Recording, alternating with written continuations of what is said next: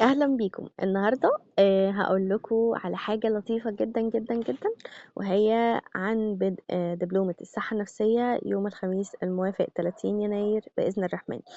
الدبلومة دي هناخد فيها حاجات كتير جدا جدا جدا، لكن أول محاضرة طبعا بتكون مجانية في أكاديمي سيرم برين.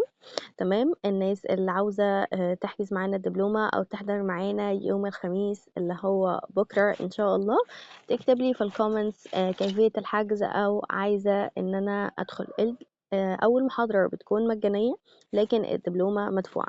طيب، أول محاضرة احنا هناخد فيها ايه هو تعريف الصحة النفسية، وايه هي مؤشرات الصحة النفسية، ايه المظاهر ومستويات الصحة النفسية، وايه هي مناهج الصحة النفسية.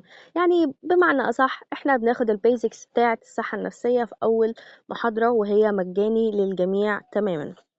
طيب، احنا بقى في الدبلومة هناخد حاجات كتيرة، من ضمنهم هنعرف ايه هي القيم بتاعتنا، وايه التشوهات المعرفية، إيه اللي كمان او معتقداتنا الغلط اللي مأثرة على حياتنا، وهناخد الذكاء الوجداني، وهناخد مراحل النمو، وهناخد التعافي والإيذاء النفسي، وإيه هي طرق التعافي علشان نكون بصحة أفضل، وإيه هي الحيل الدفاعية، وإيه هي الثقة بالنفس والترحم الذاتي. هناخد حاجات كتيرة جدا جدا، وكمان مش بناخد نظري، لا احنا بناخد نظري وعملي، وكمان العملي بيكون أكتر من النظري، بنطبق كل حاجة، بناخد المقاييس، بناخد الاختبارات، بناخد كل حاجة علشان نطلع أخصائي صحة نفسية محترم ومحترف كمان في 3 شهور ونص باختصار، أو 4 شهور بالظبط، علشان نطلع أخصائي صحة نفسية.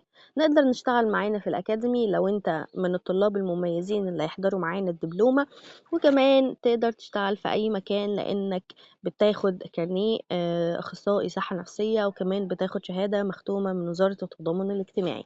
لو عايز تحجز اكتبولي في الكومنتس وأنا هبعت لكم برايفت.